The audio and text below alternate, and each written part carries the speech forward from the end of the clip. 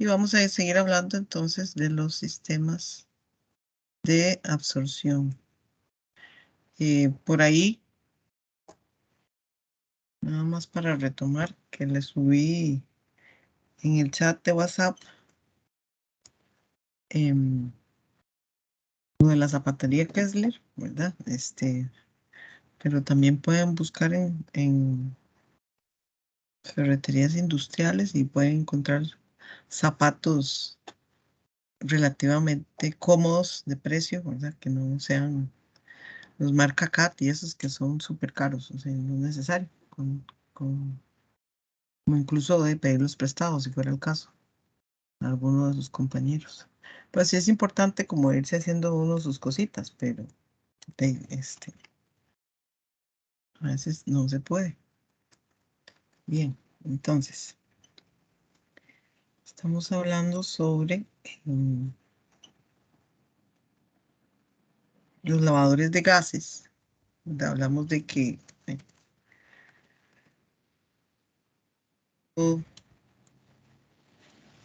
tipos, ¿verdad? De lavadores de gases o lavadores húmedos.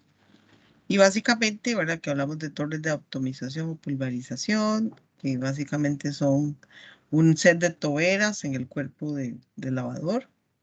Hablamos de los lavaderos Venturi, que son un dispositivo que tiene una parte que es más angosta, que se llama garganta, donde entra en contacto el líquido y el gas. Las torres empacadas, donde puedo tener empaques al azar o empaques estructurados, que lo que buscan es aumentar el contacto entre el líquido del gas y por lo tanto que el proceso de difusión sea más, se dé mejor, ¿verdad? O sea, haya más una película y que el gas y el líquido entren en contacto y se dé el proceso de transferencia. Y las torres de platos, ¿verdad? Que son superficies donde se forma un cierto volumen de líquido, ¿verdad? Y el gas burbujea. Entonces vamos a ver los detalles de estas a través de orificios o algún tipo de compuerta o válvula que permita subir el gas y entrar en contacto con el líquido. Todas buscan precisamente que se dé ese proceso de absorción, que el solvente, que en este caso puede ser agua o una disolución, capture el componente del gas que queremos captar. Entonces son diferentes configuraciones para un proceso de absorción. Entonces, anterior pues vimos rápidamente los diferentes dispositivos y ahora vamos a hablar del principio que rige ese proceso de transferencia de masa, ¿verdad? Entonces, hablamos básicamente de que se cumple la ecuación de equilibrio, ¿verdad? En este sistema, básicamente tengo una concentración del soluto en la fase gaseosa que está en equilibrio con la concentración de soluto en la fase líquida, ¿verdad? Y que esta M es la constante de Henry. Esto lo que me representa es ese equilibrio gas-líquido que se genera en el sistema que estamos estudiando.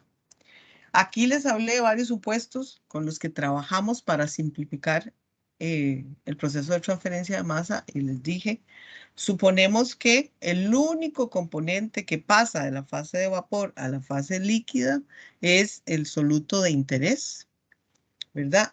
En ningún momento el aire, por ejemplo, si es aire, se disuelve en el agua.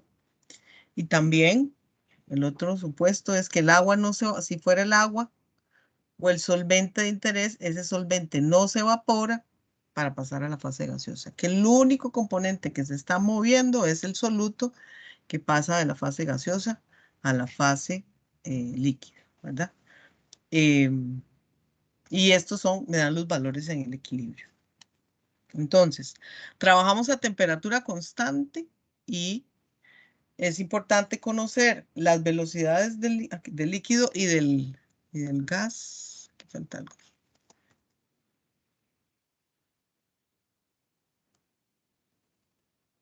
Las velocidades de las corrientes líquidas y gaseosas, de las corrientes, y las concentraciones iniciales y las concentraciones finales, ¿verdad?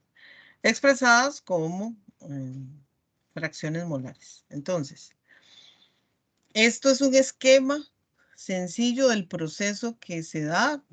Y tengo una corriente gaseosa que entra por la parte inferior y sale por la parte líquida. Básicamente es un caudal molar de gas que tiene una composición inicial del soluto que me interesa y que luego que se da el proceso de transferencia, ¿verdad? Aquí puede ser una torre de platos, una torre de absorción, o sea, en todas vamos a trabajar con el mismo balance de masa, donde tengo que sale el gas con una composición de salida que está determinado por la eficiencia de la columna, digámoslo así, ¿verdad? Entonces, por lo general voy a conocer el caudal de la corriente gaseosa, la composición a la entrada y la composición a la salida. Esos son datos que por lo general yo tengo.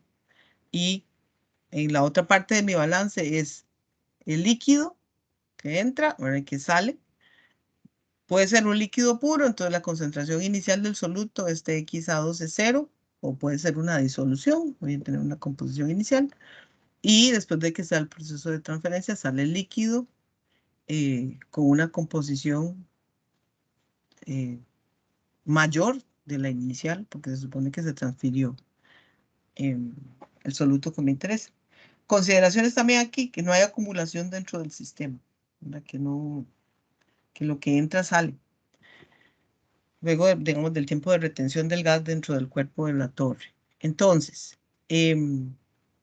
consideramos, ¿verdad?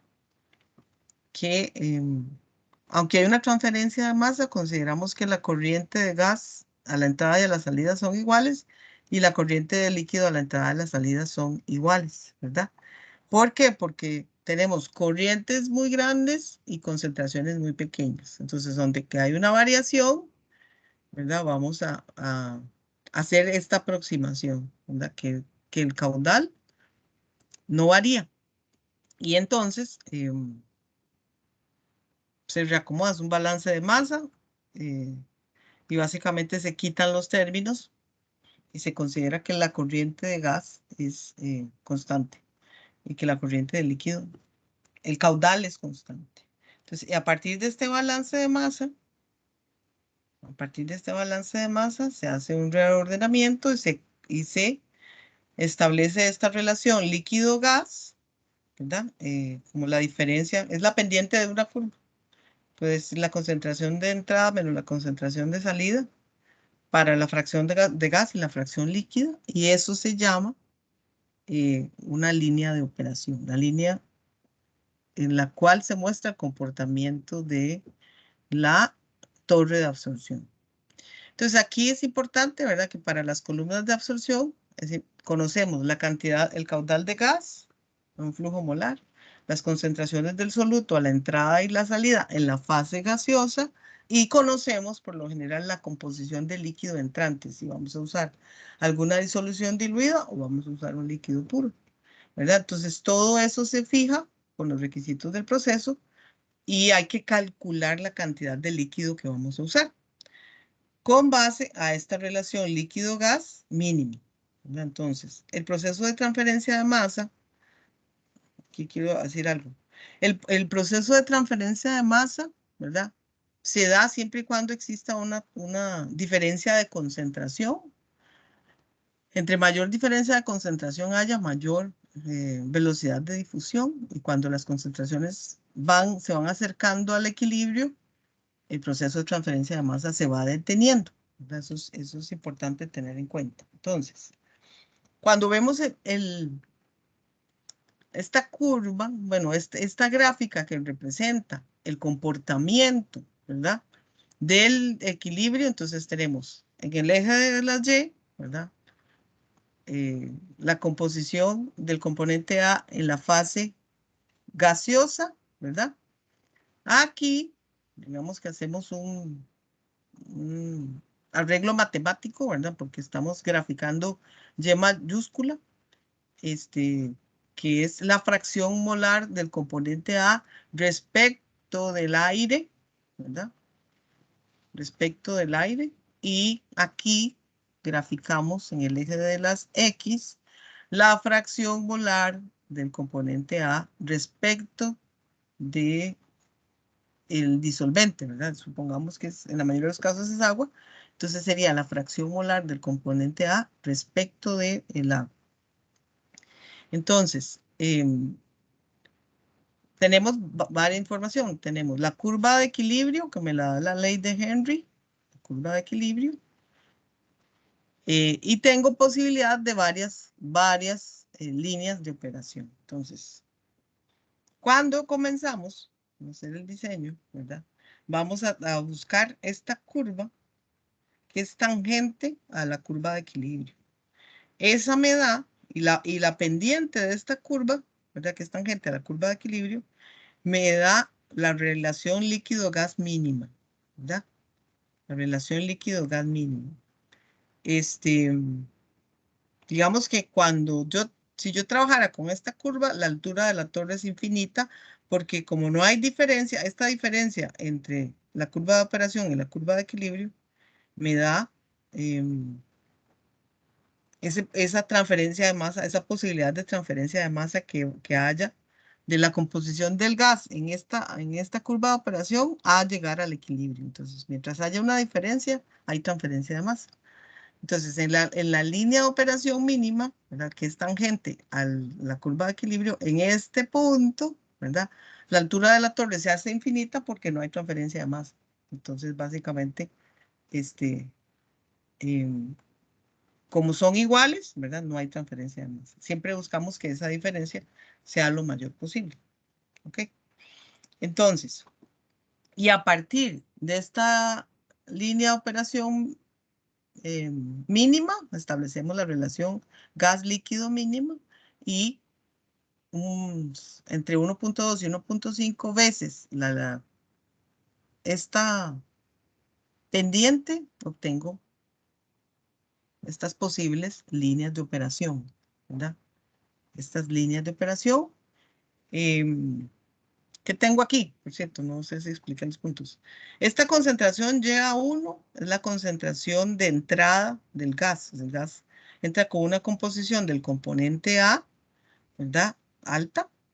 Y después de que pase a través de la columna, yo busco que salga con una composición menor, ¿verdad? Entonces, esta es la entrada, esta es la de salida del gas, ¿verdad? ¿Qué más? Yo conozco la composición de entrada del componente 1. En este gráfico, por ejemplo, no está en cero, quiere decir que tengo una disolución con cierta composición del componente A. Entonces, conozco este punto, conozco esta recta y tengo la curva de equilibrio, ¿verdad? Entonces, al trazar esta línea de operación mínima, yo lo que busco es reconocer este valor del pendiente, relación gas-líquido mínima, y a partir de ahí, multiplicando por un múltiplo, ¿verdad? Que me lo indicarán, pero por lo general es 1,5 veces el mínimo, voy a obtener una línea de operación, ¿verdad? Que puede ser esta o que puede ser esta. Entre más hacia la izquierda esté, o sea, entre más me mueva, más agua tengo que utilizar, ¿verdad? Vean que la composición de salida en este punto B para esta posible curva de operación, ¿verdad? Cuando yo lo defino, voy a definir de una vez la composición de salida del soluto en el líquido, ¿sí? Que podría ser, si tengo esta curva de operación, es esta. Y si tengo esta curva de operación, es esta, ¿verdad? ¿Cuál es la diferencia entre una y otra? La cantidad de agua que utilizo, ¿verdad? La cantidad de agua que utilizo, ¿verdad? Entonces, hay que buscar como un equilibrio para no usar un caudal muy elevado de líquido. Ok, entonces, si esta, ¿verdad? O sea, el producto, perdón, de la relación líquido-gas mínima por el factor, ¿verdad? 1, a veces es el más común, pero entre 1.2 y 1.5 me va a dar la línea de operación, ¿verdad? Y voy a obtener la pendiente de esa línea de operación en las condiciones que a mí me interesan de proceso. ¿Ok? Y eso va a definir la cantidad de agua que yo voy a usar y también va a definir la composición de salida de del soluto en el líquido. ¿Está claro? Entonces, vean que hay puntos claves y al igual que en el eje de las Y, en el eje de las X, usamos una relación molar respecto solamente al agua, no respecto a la mezcla. ¿Ok? Porque esto va variando. Entonces, aquí importante es que yo tengo que hacer la selección del diámetro de la columna y la altura de la columna para que tengan un tiempo de retención suficiente para poder alcanzar la transferencia de masa requerida, ¿verdad? Entonces, pues va a depender de estas condiciones de operación. Entonces, tengo que tener datos para la curva de equilibrio y establecer, bueno, ya les digo, por lo general uno conoce la concentración de entrada en el gas, la concentración de salida o la eficiencia, cualquiera de las dos cosas, para definir este punto y esta recta. Y voy a tener información para establecer la curva de equilibrio y la línea de operación mínima, la tangente, y esta multiplicada por el factor me da la curva de operación real. Y importante es, como les digo, en todas las configuraciones de lavadores de gases buscamos tener em, buscamos tener el mayor tiempo de retención, el mayor tiempo de contacto y el mejor proceso de difusión del componente gaseoso hacia la fase líquida. ¿Ok? Entonces, en el caso de las torres de relleno, ¿verdad? Este es un relleno en este gráfico estructurado, ¿verdad? Está ordenado. Y básicamente tengo las toberas por donde eh, el líquido tiene que tener una distribución uniforme en todo el diámetro de la torre, ¿verdad? Y básicamente lo que se busca es que el caudal de líquido a través de todo el relleno sea uniforme, que no hayan taponamientos, ¿verdad? Y que sobre la superficie del empaque, ¿verdad? Se forma una película de líquido que busque que se dé el proceso de transferencia. Entonces aquí el gas va entrando de abajo hacia arriba y el líquido va fluyendo de arriba hacia abajo, ¿verdad? Entonces, una de las cosas que tenemos que tener cuidado es que la velocidad del gas no sea tan rápida para que la torre se vaya a inundar, ¿verdad? Que si esta velocidad hay una velocidad que se llama velocidad de inundación que no permite que el líquido baje, entonces la torre se inunda. Y se utiliza esa velocidad de inundación como un parámetro de diseño. Ya vamos a hablar más de eso. Entonces, en el caso de las torres de relleno, ¿verdad? Esta altura del relleno es, digamos, lo que yo tengo que calcular para que el proceso de transferencia de masa se dé. Hay diferentes tipos de rellenos, cuando son rellenos al azar, ¿verdad? Un relleno estructurado como el que vimos en el video, ¿verdad? Uno compra el relleno em, por pie cuadrado. En cambio, en estos casos uno compra los dispositivos individuales. Aquí hay monturas de Ver, anillos de ratchet, anillos de PAL. Este es de Intalox. Son diferentes configuraciones, son huecos, tiene que tener ciertas características, ser químicamente inertes al proceso, resistentes mecánicamente, no tienen que ser muy pesados, tiene que ser un material liviano, ¿verdad? Y tener una estructura que permita formar una película, ¿verdad? Donde entre en contacto la fase gaseosa y la fase líquida. No generar una caída de presión alta y que no sea excesivamente caro. Entonces encontramos de arcilla, de porcelana, de plástico, de acero, de aluminio también, ¿verdad? Pero son más comunes materiales que sean inertes y que sean livianos, ¿verdad? Dependiendo del proceso. Básicamente, como les digo, el objetivo de esto es formar una película de líquido donde se dé el proceso de transferencia.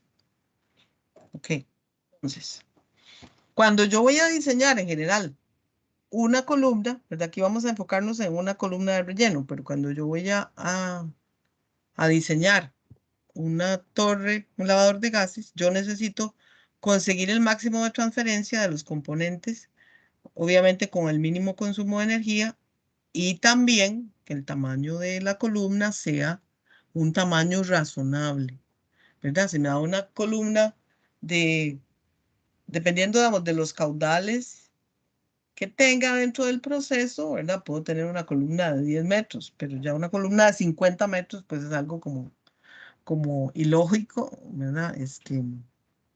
Entonces, sí tenemos que tener cuidado, ¿verdad? Con esos tamaños. ¿Por qué hago eso? Bueno, es una exageración decir 50 metros. Y también me han preguntado, profesora, ¿es que los caudales son muy grandes? Sí, porque tenemos procesos industriales donde los equipos son equipos muy grandes, ¿verdad? Entonces, encontrar un filtro de mangas que tenga mangas de 15 metros, eso es algo normal. Lo que pasa es que cuando uno no ha tenido la experiencia, pues a uno le cuesta como imaginárselo, ¿verdad? Em, entonces, en este caso, un, un- una torre de 10 metros es algo manejable, pero ya una torre de 50 metros es algo excesivamente grande, como para hacer una comparación. Entonces, busco esto, el máximo tiempo de retención, tanto del líquido como del gas, el mayor contacto para alcanzar la máxima transferencia. Entonces, en el caso de la columna de absorción, yo tengo que buscar una altura de relleno necesario para esa separación. ¿Cuáles son los parámetros? Bueno, el cálculo de la altura del relleno, el diámetro de la columna, los caudales y obviamente que la selección del tipo de relleno para el proceso que estamos usando. ¿Qué datos conocemos? Por lo general, las condiciones de operación de la columna, la presión y la temperatura, las composiciones de las corrientes de entrada, tanto del líquido como el de gas, la composición del gas a la salida, ¿verdad? Sea que me den la composición o sea que me den la eficiencia de la torre, con la cual yo puedo calcular la composición y considerar, ¿verdad? Que estamos trabajando a contracorriente, contracorriente. Eso me garantiza, ¿verdad? Un proceso de transferencia mejor. Entonces,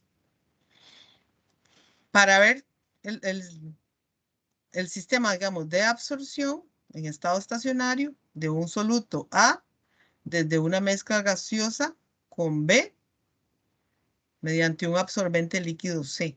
Entonces aquí para que veamos, entendamos la notación, el soluto se llama A, el gas se llama B y el líquido absorbente se llama C.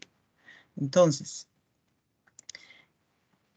tengo el líquido que entra por la parte superior y sale y X que se refiere a la fracción molar. Esta X minúscula se refiere a la fracción molar que nosotros conocemos, moles de soluto entre moles totales. Esta X mayúscula, ¿verdad? Se refiere, aquí está, a moles del soluto entre moles de aire o moles del componente inerte en la mezcla gaseosa. Entonces, esta es la diferencia, perdón, y en el agua que estaba explicando, serían los moles de soluto entre los moles de C, que serían el disolvente líquido. Entonces, la diferencia entre esta X minúscula es la fracción molar, moles entre moles totales. Esta es moles de soluto entre moles de disolvente. Tanto para el líquido como para el gas es lo mismo, ¿verdad? Esta sería la fracción molar, eh, moles de soluto entre moles totales, y esta sería la fracción molar a la salida del gas, moles de soluto entre moles del disolvente gaseoso, y aquí el disolvente líquido. ¿Sí me expliqué?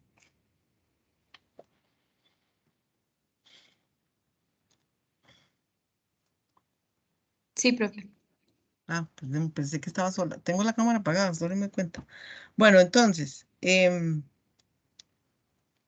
tengo los caudales molares, ¿verdad? De líquido están en moles por segundo por metro cuadrado, ¿verdad? Por unidad de área, pero son flujos molares de líquido de gas.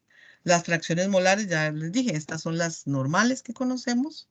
Tengo eh, las fracciones con respecto al disolvente y tengo el caudal del disolvente líquido y el caudal del disolvente gaseoso, ¿verdad? Si fuera aire y agua.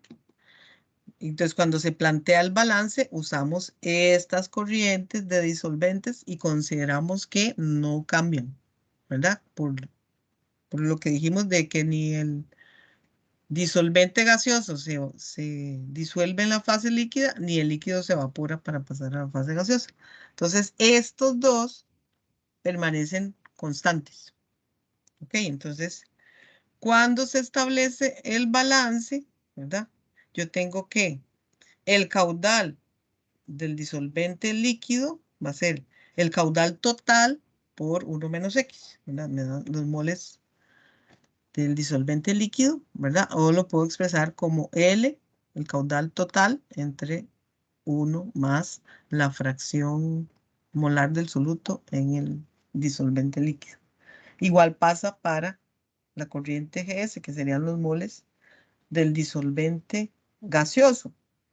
Sería la corriente total de gas por 1 menos la fracción molar del componente del soluto, o el caudal de gas, bueno, 1 entre la fracción del soluto en el disolvente gaseoso. Entonces, y a partir de ahí, ¿verdad? Y hay que recordar también que puedo calcular la fracción molar del componente gaseoso como una relación de presiones, la presión entre la presión total y para sacar la fracción molar, y también como la fracción molar con respecto al disolvente entre 1 más la fracción molar con respecto al disolvente, eh, y haciendo despejes de aquí, entonces puedo también calcular con la presión parcial del componente A. Y esta es la presión total del sistema cuando saco la fracción molar normal. Cuando saco la fracción con respecto al disolvente, entonces también, aquí lo importante es que puedo hacer una relación de presiones. La presión parcial del componente A entre la presión total menos la presión parcial del componente A me da la presión parcial del disolvente. Entonces puedo sacar la fracción molar respecto al disolvente gaseoso. Porque lo que graficamos, queremos llegar a estas, entonces vamos a graficar es X mayúscula y Y mayúscula. ¿Está claro ese balance?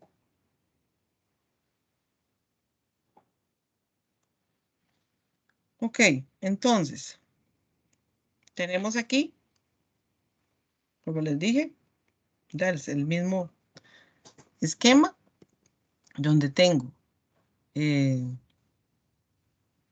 la composición del gas, la composición del líquido, la curva de equilibrio, ¿verdad? La relación. Esta curva que es tangente a la curva de equilibrio me da la concentración máxima que puedo obtener del soluto en el disolvente líquido. Y aquí también uso más agua, ¿verdad? Entonces, no, perdón, uso menos agua. Y cuando me muevo hacia acá, aparece más diluido, entonces utilizo más agua, ¿verdad? Entonces, em, La idea es calcular la pendiente de la curva y a partir de determinar la curva de operación. Y con eso puedo establecer la altura del empaque o en el caso de la torre de platos, el número de platos que va a tener esta torre de platos. Entonces,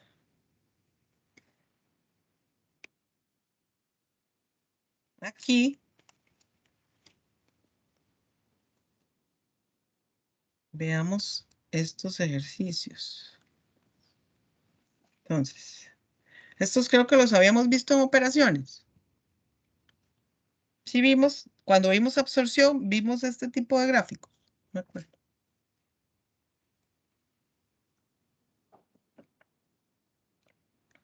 Sí, profe, no sé si ese ejercicio en específico, pero sí me acuerdo de haber visto este tipo de gráfico Ok, en operación. entonces, en este caso, y aquí, digamos, no había diseño, aquí solamente queríamos trabajar con los datos y poder establecer esas curvas de operación. Entonces, el diseño de una columna de absorción de amoníaco en aire, me dan una columna de absorción donde entran 40 metros cúbicos por hora de una mezcla gaseosa con composición de 35% en volumen de amoníaco y 65% en volumen de aire. Entonces aquí ya tengo la composición de entrada del amoníaco. La absorción se verifica en contracorriente con agua que contiene 2% en peso de amoníaco, ¿verdad? Entonces es una disolución, a 20 grados centígrados y una atmósfera. Se ha de recuperar el 90% del amoníaco contenido en la mezcla gaseosa. Y me piden, calcule la cantidad mínima necesaria de agua, calcule el número de etapas necesarias para efectuar la separación deseada. Si la cantidad de agua es un 35% superior a la mínima, ¿verdad? Entonces, y me dan cuál es la eficacia o la eficiencia de cada una de las etapas. Ok, aquí lo importante es ver que a partir, me dan las condiciones de equilibrio, me dicen, en este caso, me dan kilogramos de NH3 por kilogramos de agua, ¿verdad? Lo que sería una molalidad, no es molaridad. Y me dan la presión parcial del NH3 y también me dan la presión total, que es una atmósfera. Entonces, a partir de ahí yo voy a hacer el tratamiento de los datos. Yo tengo. Esta es una molalidad. Kilogramos de NH3 entre kilogramos de agua. Bueno, es un porcentaje en masa en realidad. Pero lo puedo interpretar como una molalidad, aunque tendría que pasar esto a moles. ¿Ok?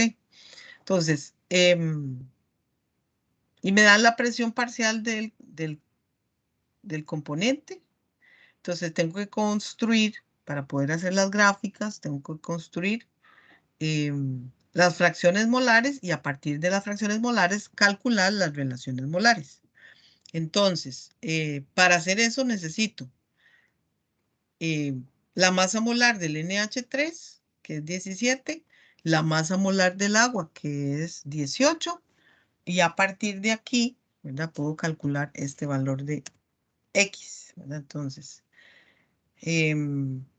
básicamente es el valor entre la masa molar del NH3 dividido por ese mismo valor entre la masa molar del NH3 y 100 entre 18. Aquí en la parte de abajo, ¿verdad? Lo convertimos a moles totales porque está en términos de kilogramos de agua. Entonces, para sacar la fracción molar, recuerden, la pequeña fracción molar es moles de soluto entre moles totales de disolución. Entonces, por eso es necesario hacer este cálculo. Ok, y así sucesivamente todos los demás. Y luego, para calcular la relación molar, entonces sería, de acuerdo a las fórmulas que acabamos de ver, sería la fracción molar dividido por 1 menos esa fracción molar. Entonces estoy convirtiendo esta fracción molar, que es moles de soluto entre moles totales, a la relación molar, que es moles de soluto entre moles de disolvente, que en este caso sería aire. Entonces ahí tengo, así hacemos la conversión para todas las fracciones molares en la fase líquida. En el caso de la fase gaseosa, para sacar la fracción molar en la fase gaseosa, lo hago como una relación de presión parcial entre presión total, ¿verdad? Entonces, me dicen una atmósfera que son 760 milímetros de mercurio y entonces hago esa relación, presión parcial entre presión total y obtengo así las fracciones molares. Convierto esta información a fracción molar del, del NH3 en la fase gaseosa. E igual lo convierto a una relación molar, haciendo lo mismo, ¿verdad? Si estos moles de componente entre moles totales de disolvente gaseoso, aquí lo convierto a moles del soluto entre moles del disolvente gaseoso. Y con estos datos yo construyo mi curva de equilibrio, que es esta, la naranjada. Esta, yo la construyo graficando las relaciones molares de X y Y. Esta que está aquí. Ahora, ¿qué otra información tengo?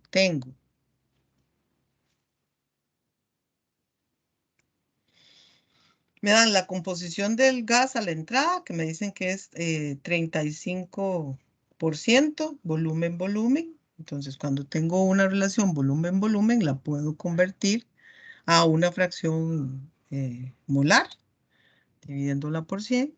Y hacemos la relación molar de inmediato, puesto que la gráfica se construye con relaciones molares.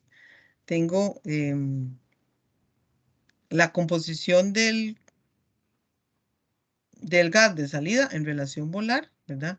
Si la eficiencia que me están dando es del 90%, entonces multiplico por 0.1 y obtengo cuál sería la composición de salida aplicando la eficiencia que me dieron en el enunciado. Y aparte, entonces ya tendría, digamos que este punto aquí. La composición del líquido de entrada me dicen que es un 2%, entonces igual, vamos a ver, aquí tenemos la eficiencia y tengo, me dicen que la absorción se verifica contracorriente con agua que contiene un 2% en peso de amoníaco, ¿verdad? Entonces igual sería 2 en 100. Entonces, cuando se hace este cálculo, hago lo mismo que hice aquí. Tengo la masa que me están dando entre 17 y entre moles totales. Entonces tengo la composición de entrada, lo convierto en una relación molar. Entonces ya tendría los valores necesarios para graficar, ¿verdad?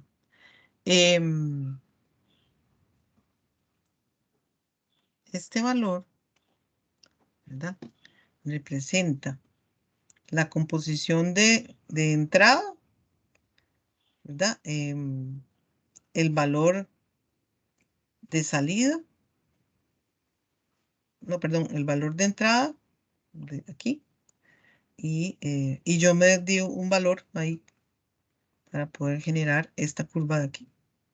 Esta curva de aquí me genera, es el valor máximo de Y, y lo que me indica es la concentración de entrada, y a la cual estas líneas de operación tienen que cortar esta línea. Entonces generamos la curva de equilibrio, la anaranjada, y generamos esta curva que yo le llamo el valor máximo de Y, en las cuales tiene que cortarse la línea de operación mínima y la línea de operación que vamos a calcular después. ¿Estamos? Entonces, ese es el valor Y máximo. Tengo también Otra cosa importante aquí es la información que me dan. Me dan un caudal. Me dan un caudal de 40 metros cúbicos por hora de una mezcla gaseosa, ¿verdad? Entonces me dan un volumen y me dan concentraciones y me dan temperatura y me dan presión. Entonces, con esa información puedo calcular el flujo molar de gas a la entrada usando la ley de los gases ideales, porque tengo 40.000 litros por hora, 293 Kelvin, una atmósfera de presión y el valor de R, en la constante universal de los gases, y a partir de ahí puedo calcular el flujo molar de gas, que es lo que me piden en la gráfica. El flujo molar de gas inerte es el flujo molar del disolvente, haciendo la corrección. Y creo que listo. Y después generamos la línea de operación mínima. Es esto.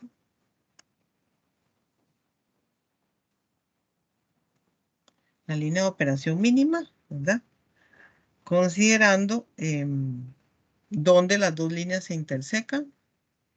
Y me daría la concentración máxima, sería bajando en este punto hacia abajo, me daría la relación molar máxima con la que puede salir el líquido y multiplicando la pendiente de esta curva, obtengo mi línea anaranjada, que sería mi Y2, que sería mi línea de operación.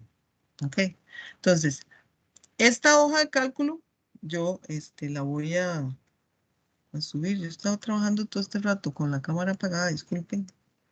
Entonces, esa línea de operación, o sea, son cálculos que ustedes ya conocen y que ya vimos en operaciones, pero que es importante ver la utilidad de poder calcular la línea de operación. Ok, entonces,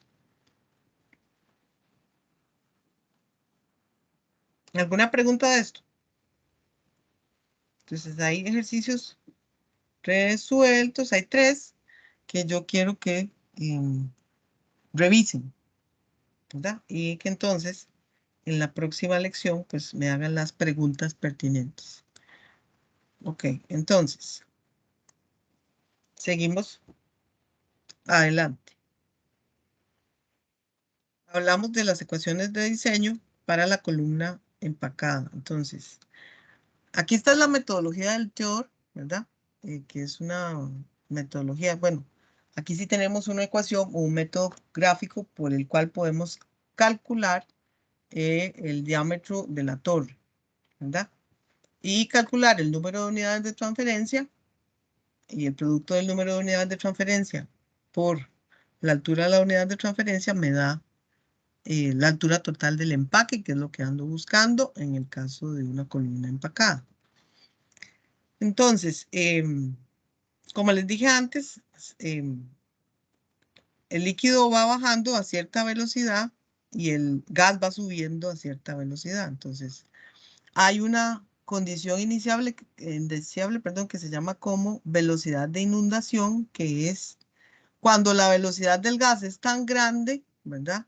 Que no permite que el líquido baje, que siga bajando, ¿verdad? Entonces, es porque la velocidad del líquido subiendo es muy alta y genera como un taponamiento y el líquido no puede bajar a contracorriente. Entonces, esa velocidad se usa como un parámetro de diseño y a partir de esa velocidad de inundación se calcula el diámetro de la columna basado en esas condiciones de inundación. El rango de operación generalmente es entre 50 y 75% de la velocidad de inundación, ¿verdad? Eh, mayor. Entonces, no, perdón, menor. El 50% de la velocidad de inundación hasta un 75% de la velocidad de inundación. Este es el parámetro que se usa de diseño para una columna empacada. Entonces, tenemos que, para determinar el diámetro de la columna, en lo que presenta el Teodor, ¿verdad? Ellos presentan un método gráfico que finalmente lo que busca es determinar el diámetro de la columna a partir de una relación donde tendremos que calcular en el eje de las X la relación líquido-gas multiplicada por la densidad del gas y la densidad del líquido. Y, vamos a ver, me dan unas, ¿cómo quito esto? Perdonen. Entonces, en el capítulo 5, para poder yo determinar el área de la columna, entonces ellos me dan un método gráfico que me permite a mí calcular finalmente el diámetro de la torre empacada. Entonces, entro por el eje de las X, ¿verdad? Por el eje de las X, calculando este parámetro, ¿verdad? Este parámetro es el caudal de líquido y el caudal de gas en libras por pie cuadrado segundo, la densidad de los fluidos. Entonces, entro por aquí, toco la curva de inundación y leo en el eje de las Y el valor del parámetro. Vengo aquí, corto aquí, leo aquí, ¿verdad? Y me da el valor de este parámetro, del cual despejo el valor de G. Ese me da el valor de G para la inundación. Entonces, vamos a ver. Calcular la abscisa, proceder a la línea de inundación y leer la ordenada. De ahí yo despejo el valor de G para en la inundación. Y a partir de ese G en la inundación puedo calcular el área de sección transversal de la columna para la fracción F de la inundación, ¿verdad? Entonces tengo la velocidad de inundación y si vamos a trabajar a un 50%, a un 75%, a un 60% en la inundación, entonces hago esta relación, ¿verdad? El flujo másico de gas entre el parámetro G en inundación y multiplicado por el factor de la velocidad de inundación que vayamos a usar, y eso me da el área de la torre, el área de la torre, y a partir de esta área de la torre, entonces puedo calcular el diámetro eh, a partir de esta relación. Entonces, aquí, importante que es un método gráfico, donde tengo que tener pues todas las características, la aceleración de la gravedad, la viscosidad, la densidad del líquido del gas, ¿verdad? El factor del empaque que me lo tienen que dar y a partir de ahí yo despejo el valor de G para la inundación y a partir de ahí calculo el área y del área calculo el diámetro. Entonces hay que revisarlo. Se ve complicado, pero realmente no es tan complicado como se ve, ¿verdad? Porque si uno conoce todos los parámetros de la columna, ¿verdad? Y del flujo del proceso, pues es relativamente sencillo. Aquí es importante, ¿verdad? Que siempre que hay transferencia de masa, ¿verdad? Vamos a tener, siempre vamos a buscar que haya una transferencia de masa, que eso va a estar dado siempre por la diferencia de concentración del contaminante en la fase gaseosa menos la concentración en el equilibrio. Entonces, mientras esta diferencia exista, vamos a tener una transferencia del componente de la fase gaseosa a la fase líquida, ¿verdad? Nosotros vamos a trabajar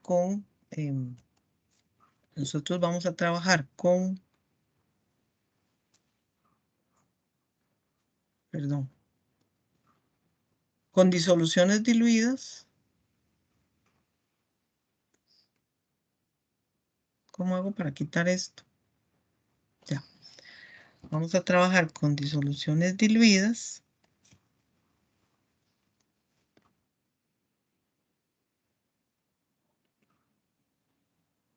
Entonces, y al trabajar con disoluciones diluidas se va a cumplir que tanto la línea de operación como la línea de equilibrio las vamos a considerar como rectas y que son paralelas entre sí. Entonces, ¿verdad? Yo puedo calcular el número de unidades de transferencia, esto se llama número de unidades de transferencia en la fase gaseosa, como la diferencia entre la concentración de entrada menos la concentración de salida y la diferencia entre el valor en la curva de operación y la curva de equilibrio. Entonces, por un desarrollo matemático, también puedo calcular el número de unidades de transferencia, pues sustituyendo cada uno de los valores de la concentración de entrada, la concentración de salida y el valor de A, que aquí es importante, ¿verdad? A la hora que se calcula el número de unidades de transferencia, tener claro que este valor de A, y aquí lo puse en negrita, es una relación entre líquido-gas multiplicada por la pendiente de la curva de equilibrio, que esta M es la constante de Henry, ¿verdad? O se puede hacer gráficamente o se puede hacer analíticamente aplicando la ecuación, como ustedes, bueno, depende de la información que tenga, lo va a tener que hacer de una manera o de otra, ¿verdad? Entonces, esa ecuación me va a permitir calcular, ¿verdad? El número de unidades de transferencia en las cuales se da el proceso de absorción dentro de la columna. Y porque en este caso puedo tener la relación entre la concentración de entrada y la concentración de salida. Leo el parámetro A. Aquí, todas estas curvas me dan el valor de A en la absorción. Y puedo leer en el eje de las X el número de unidades de transferencia. Esto vamos a hacer ejercicios en la próxima clase. Entonces, una vez que entonces ya determinamos primero el diámetro de la torre y segundo, ¿verdad? El número de unidades de transferencia. Cuando yo ya tengo el número de unidades de transferencia, puedo calcular la altura de la columna, ¿verdad?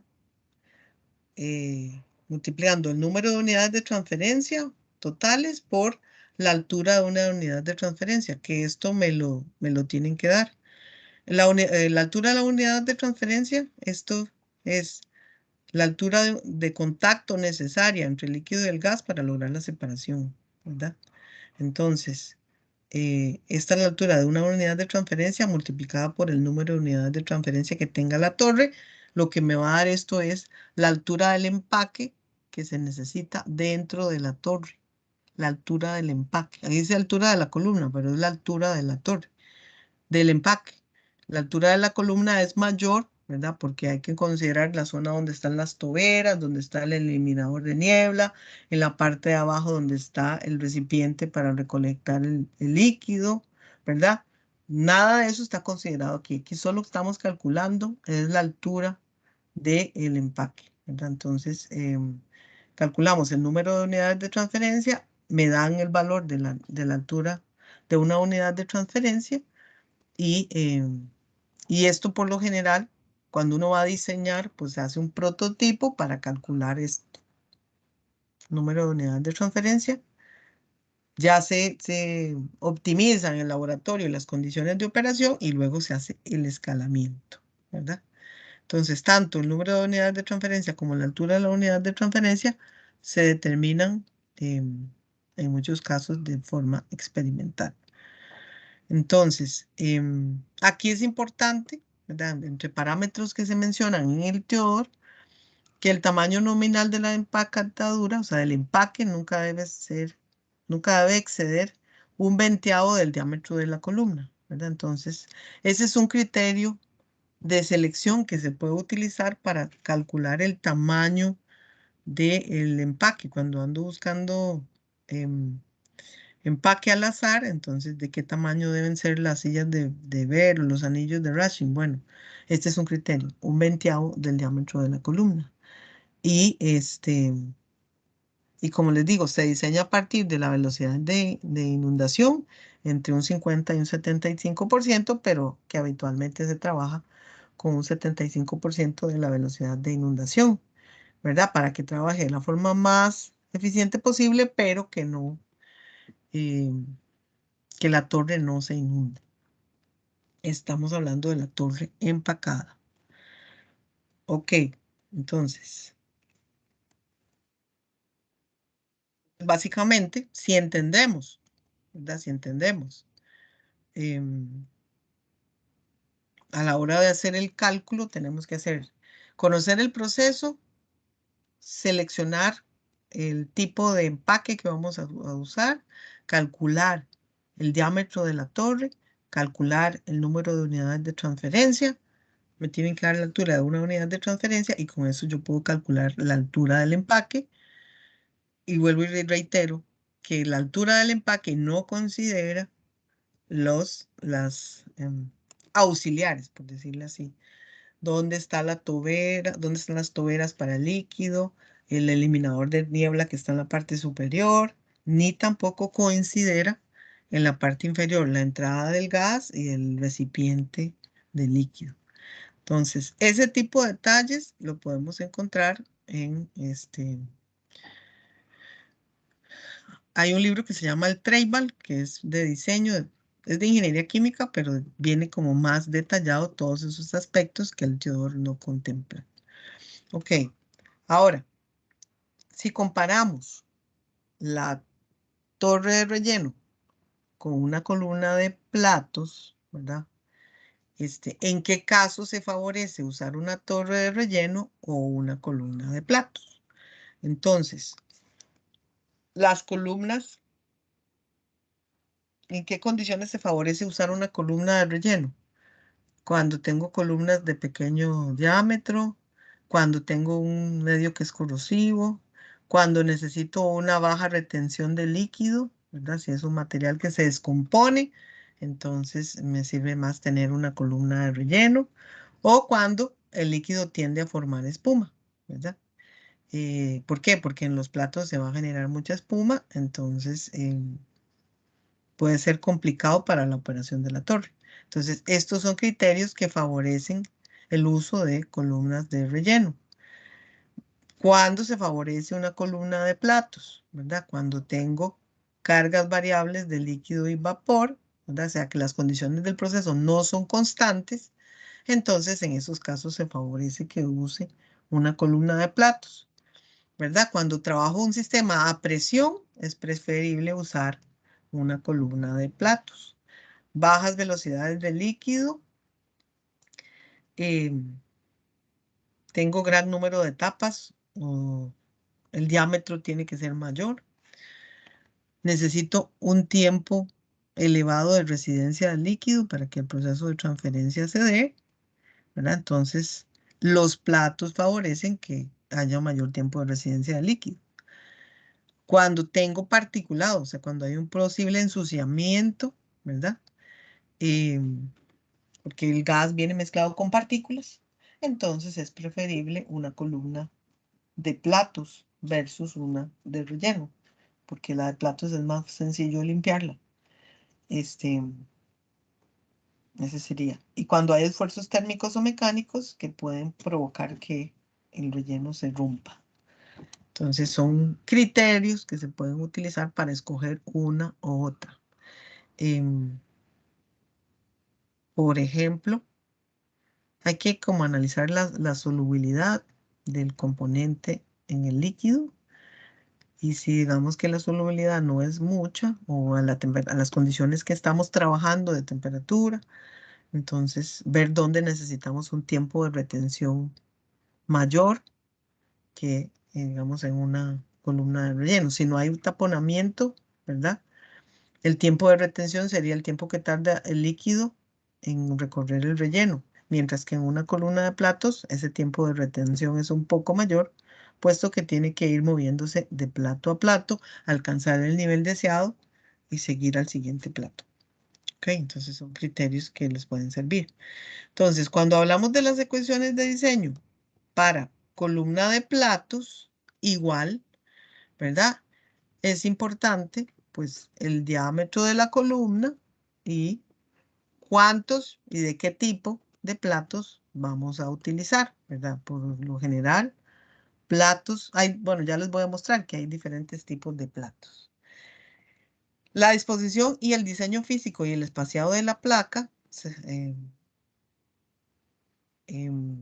una vez que se determina la altura de la columna y el número de platos, esta disposición no se detalla aquí en el teor, entonces aquí les puse. Este se llama el Treiber, que es operaciones de transferencia de masa.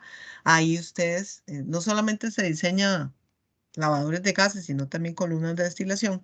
Entonces viene como el detalle del diseño del plato, ¿verdad? Qué distancias se acostumbran, qué separación entre los edificios, ese tipo de cosas. No están aquí en el teor, pero pueden buscar el Treibal. Es un libro que sigue siendo de referencia, de esos que en el tiempo no cambian. Y viene el diseño de los platos, ¿verdad? Como es para ingeniería química, también viene el diseño, digamos, para torres de destilación, pero es el mismo principio. Entonces, ahí se los pongo para que lo necesiten, ¿verdad? Lo utilicen. Recordando la pregunta que me hizo Rebeca, ¿verdad? Esta es una columna de platos, ¿verdad? Donde tengo un nivel de líquido y por el vertedero fluye el líquido hasta el siguiente plato y cuando se genera esa capa de líquido, ¿verdad? Sigue fluyendo. Entonces, ¿cómo se garantiza? Fue la pregunta, ¿verdad? El vapor va a contracorriente y obviamente que genera una presión. Mientras el vapor vaya corriendo, se va a generar una presión aquí. En cada uno de los edificios podemos tener torres de platos perforados, ¿verdad? Donde se va a generar vaya, una corriente, una capa de líquido y el gas va a burbujear a través de los orificios. Claro, estos edificios se ven enormes, se ven grandísimos, pero es para que se observen cómo está la disposición. Entonces, si se genera una presión hacia arriba, ¿verdad? El líquido no debería lloriquear, o sea, no debería pasar a través de los orificios. Pero también tenemos otro tipo de platos perforados, como tipo válvula, donde el vapor empuja la válvula y pasa, o como tipo capucha, que es esta, ¿verdad? Donde está el nivel de líquido aquí y el gas entra y burbujea, ¿verdad? Entonces son diferentes configuraciones de los platos, ¿verdad? Eso es como un tipo de tapón. Entonces, cuando el gas genera presión, esto se levanta y el gas pasa y se genera la transferencia de masa aquí. O cuando tengo tipo válvula como este, ¿verdad? Entonces el gas entra por aquí y sale por aquí, ¿verdad? Entonces tenemos diferentes configuraciones de los platos, ¿verdad? Y siempre buscando que en esta zona se genere el mayor contacto líquido-gas para que haya una buena transferencia de masa. Ahora sí lo vio. Entonces aquí tienen los diferentes tipos de platos.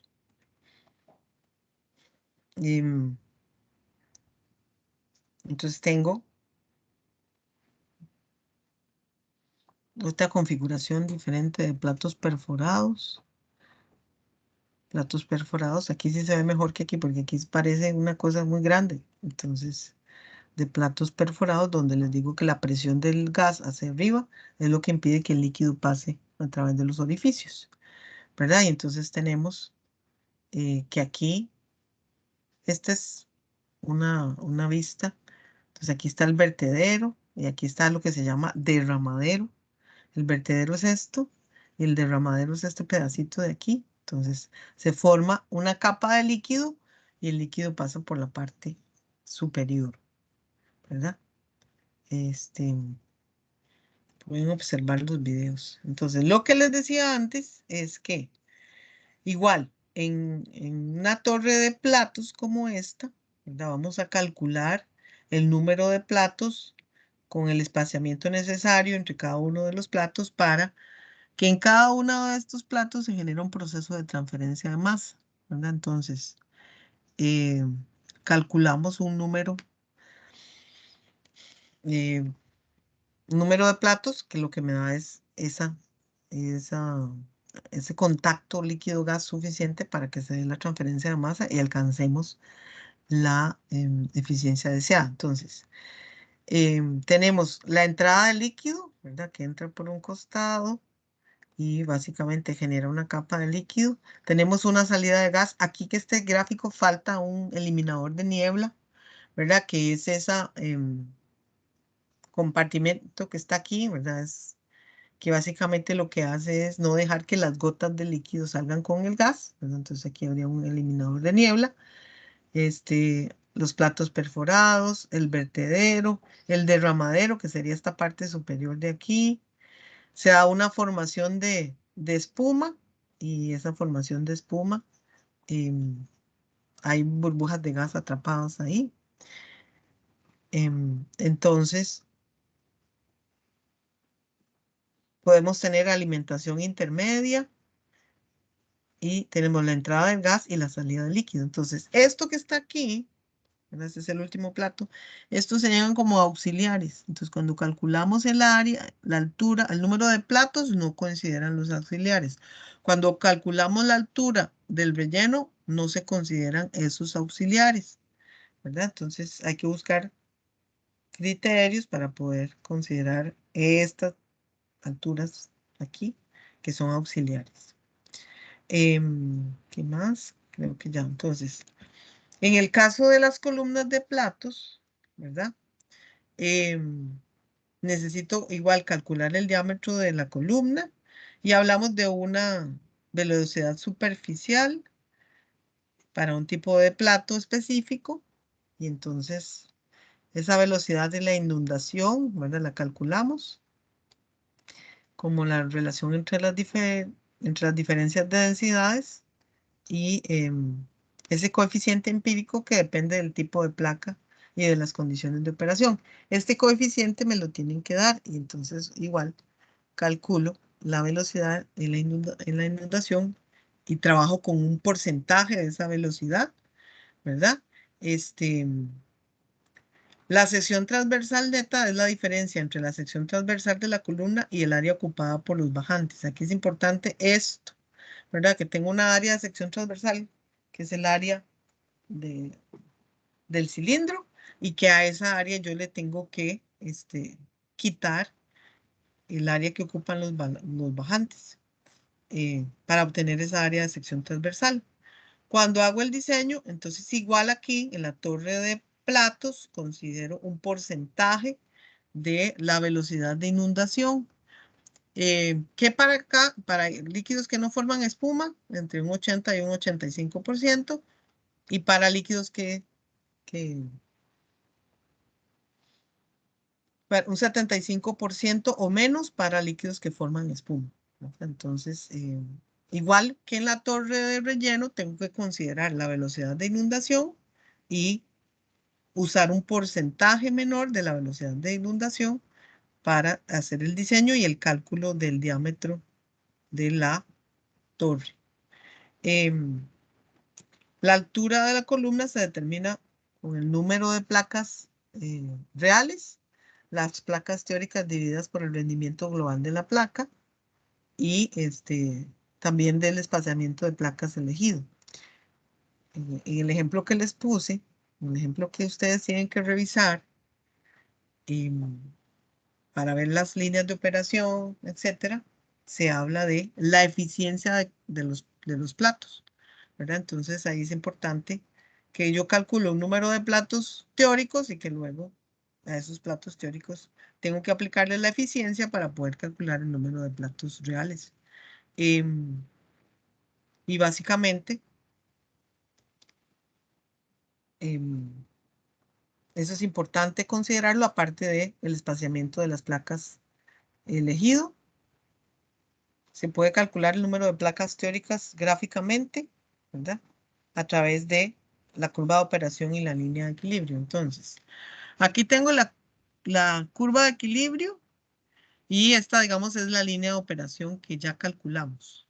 Entonces, para sacar el número de platos teóricos, entonces yo voy a partir de la concentración de salida del gas y la concentración de entrada del líquido y voy a moverme horizontalmente hasta tocar la curva de equilibrio, ¿verdad? Y eso me va a dar el primer plato. Luego, de la curva de equilibrio me muevo perpendicularmente hasta tocar la línea de operación y nuevamente, ¿verdad? Me voy a mover de la línea de operación horizontalmente hasta tocar la curva de equilibrio como tantas veces me permita la línea de operación Y cada una de las líneas horizontales va a definir un plato teórico. Un número. Entonces, en esta gráfica tengo dos platos teóricos. Vamos a hacer más ejercicios, pero sí me interesa que lo vean gráficamente y lo entiendan. En el Theodore, ¿verdad? Aparece la ecuación de Kensler-Brown que me permite calcular no de una forma gráfica como les acabo de enseñar, sino que con una forma analítica a partir de esta ecuación poder calcular el número de placas teóricas considerando, ¿verdad? Las concentraciones, la concentración en la fase gaseosa y en la fase líquida y igual calculando el valor de A, que es la relación entre líquido, gas y la constante de Henry.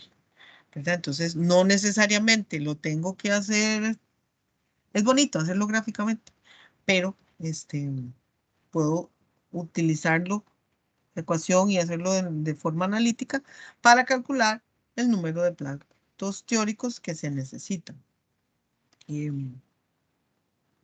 Aquí me falta una ecuación.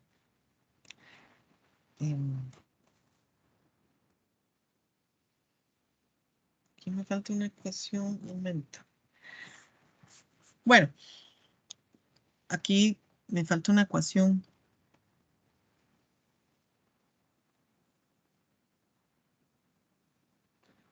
La próxima clase lo voy a retomar lo que me falta aquí.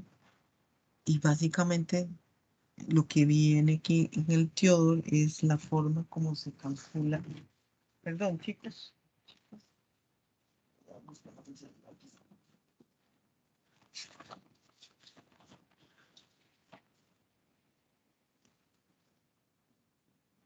La ecuación 516 del Theodore, que está en la página 139, lo que me permite calcular es la eficiencia, de cada uno de los platos, y a partir de ese cálculo de la eficiencia de cada uno de los platos, puedo calcular la eficiencia, el número de platos reales de la torre,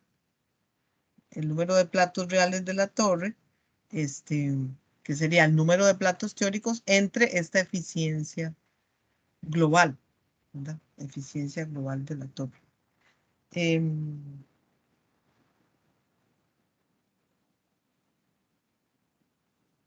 Que relaciona la eficiencia de Murphy,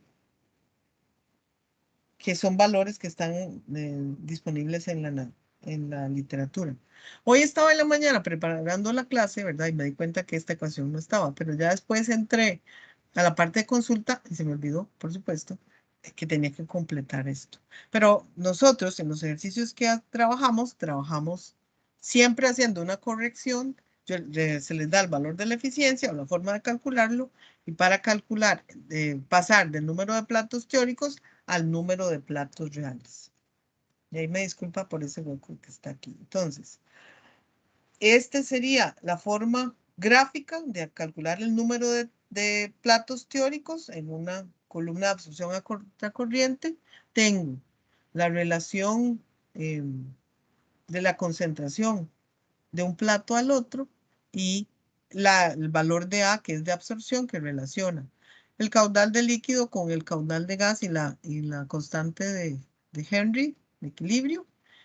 Entonces, con este valor de A, busco una de las gráficas y a partir de esas gráficas y con el valor de la relación de Y y X, puedo calcular cuántos platos teóricos necesito. Y eso es lo que presenta, digamos, este método gráfico. Lo puedo hacer gráficamente o lo puedo hacer analíticamente. Con las calculadoras que tenemos ahora, ¿verdad? Yo creo que resulta, esto era antes más retador, ahora pues resulta más sencillo poder hacer estos cálculos. Entonces, para dimensionar una columna de platos, tengo que calcular el número de platos teóricos n, ¿verdad? Ya sea usando la figura 5.7 o la ecuación 5.15. Pueden hacerlo gráficamente o usando la ecuación. Hay que hacer el estimado de la eficiencia global de separación, el número de platos reales y obtener la altura entre las placas. Aquí puse valores característicos de separación entre los platos, entre 12 y 36 pulgadas, aunque un valor común es 24 pulgadas de separación entre plato y plato. Y en este caso de la torre de platos, ¿verdad? La altura de la torre se determina como el número de platos reales,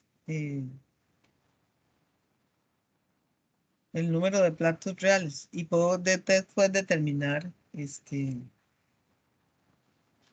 el diámetro.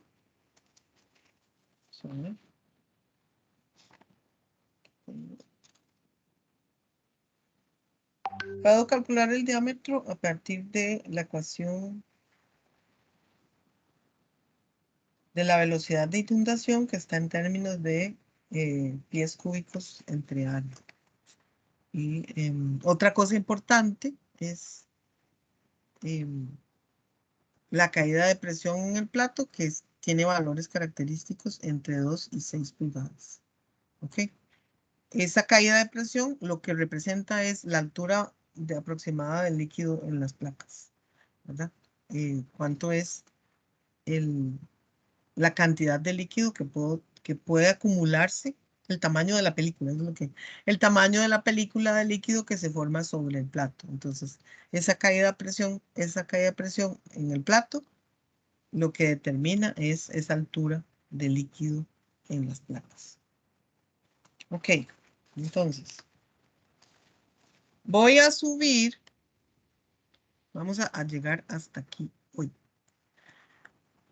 Voy a hacer dos cosas. Voy a subir los ejercicios para el cálculo de la línea de operación y espero que los revisen para el próximo martes. El próximo martes vamos a hacer ejercicios para dimensionamiento de torres de relleno, de torres de platos y vamos a revisar las dudas que ustedes tengan sobre esos ejercicios y vamos a ver Venturi. Entonces, la actividad de aprendizaje yo la pondría hasta la siguiente actividad de aprendizaje, yo la pondría hasta la semana siguiente.